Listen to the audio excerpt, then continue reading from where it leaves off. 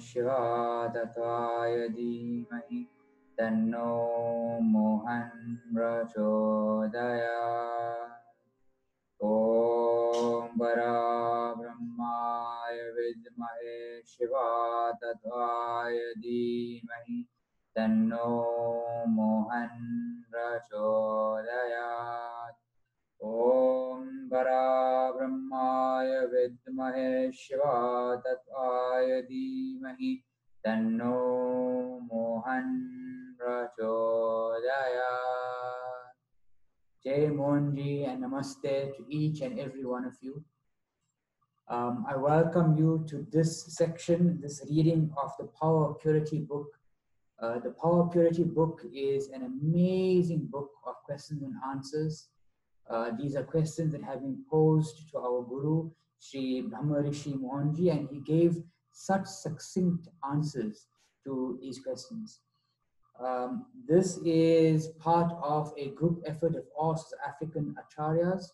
We'll be reading different sections of the Power of Purity book and maybe adding a bit of our own take or our own understanding of what Mohanji's answer is about. So today I'll be reading from chapter 2. The section is called Karmic Roadmap, the question that has been posed to Mohanji. I have been reading various books about karma. I find this topic very intriguing. I like the answers that you gave in the past about karma.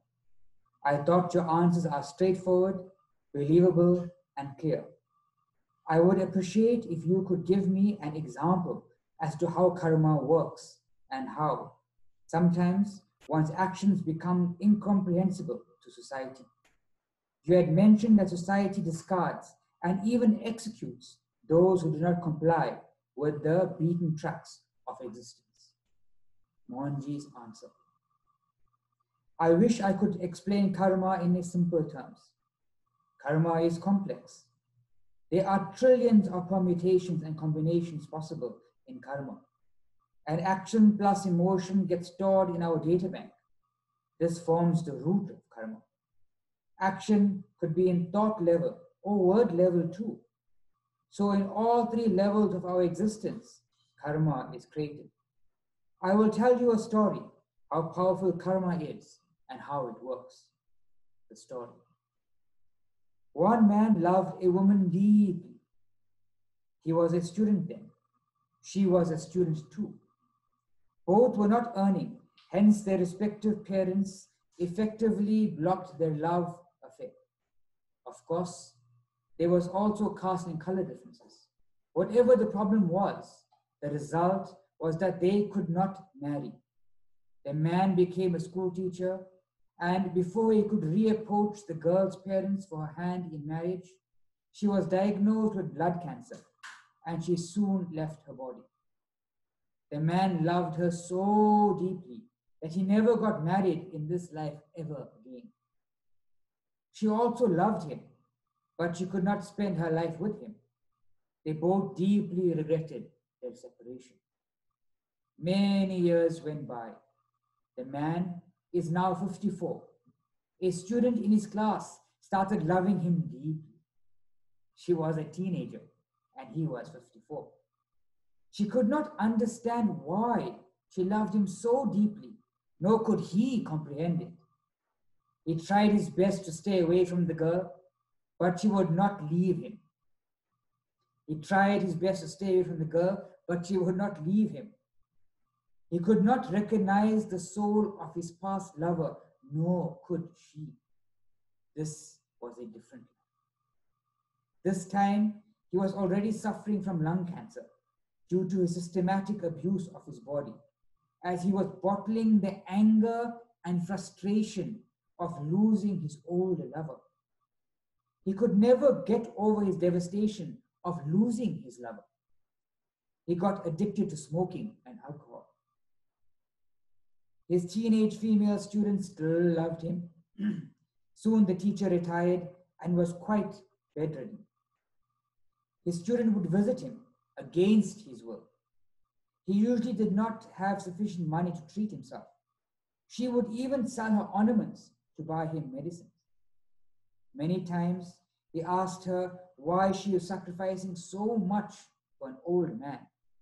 She did not have any direct answer, but she was determined. Soon, her parents came to know of her frequent visits to her teacher's house and even found out that her jewels were missing. She was questioned and she told the truth. Her father became extremely furious and threw her out of the house. He considered it a shame, an insult for the whole family that his daughter loved a man who was older than himself. He feared that this act of his daughter would give him and his family terrible shame and defamation. He feared that society would excommunicate him and his family. She had nowhere to go. She went to the house of her teacher. She stayed there against his will. He was in physical agony as well as mental agony.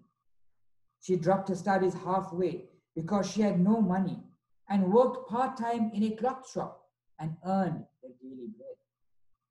The doctors told her that he would possibly die in a couple of months.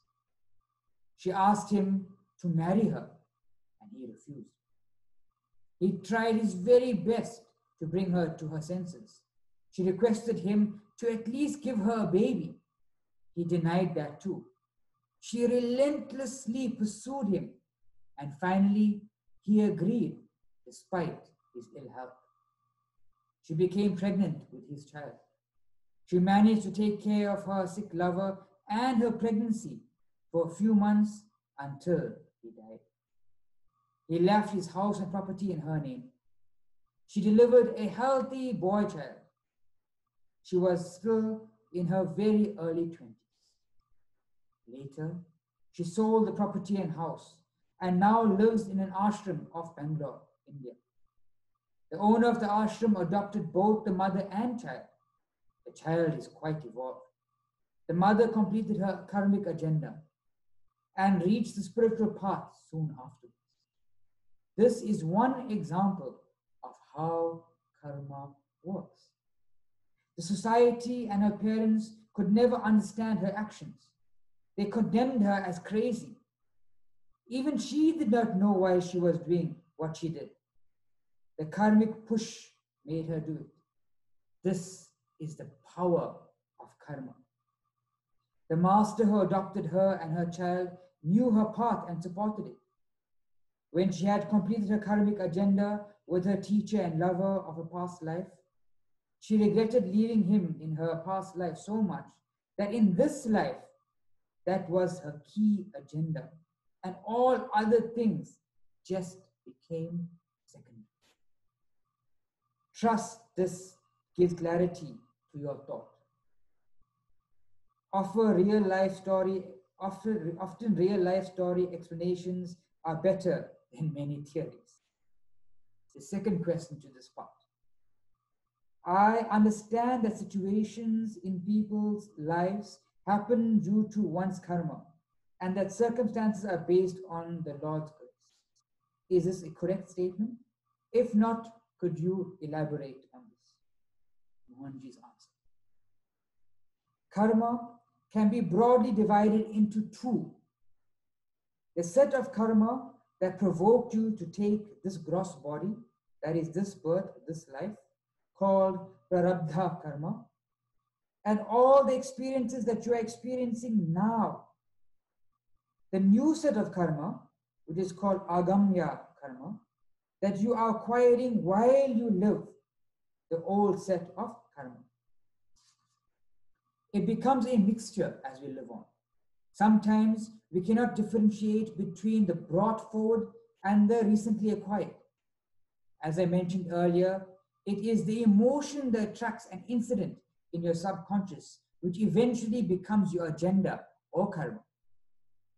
Grace of gurus or God oils the chain of your bicycle. You have to ride it. Oiling the chain makes the journey smoother. When you're on the edge of nirvana, sometimes a master will take away the remnants of your samskaras and even karmas, and sometimes will help your liberation too. Otherwise, no master takes on anyone's karma. He only guides people on how to stay liberated. Staying liberated reduces karma. Events happen according to the agenda and sequence that is set before you took the journey. The karmic map is strictly followed. Everything falls within that. If a family does not have the karmic agenda to experience parenthood, they will never have children. If you have the eligibility to become a millennial, you will become one, and nobody can stop you. Thus goes the pre-plan. So this is an amazing explanation on karma. Karma, in fact, is so difficult to explain, as Mohanji said, but he very succinctly described it in mathematical terms. Karma equals action plus emotion. Karma equals thought plus emotion. Karma equals word plus emotion. So what is the underlying commonality between all of this? It's the emotion. It is the emotion that becomes the seed to the karma. So how does this happen? Mohanji described later on something that is called the chronology of creation. You see, when we react emotionally to something, overly emotionally to something, and then we harbor this emotion, we bury this emotion deep inside of us, what happens? This emotion actually gets stored in one of our bodies. We are not just this physical body. We are a mental body, energy body, as well as a karmic or a causal body, it's called in English.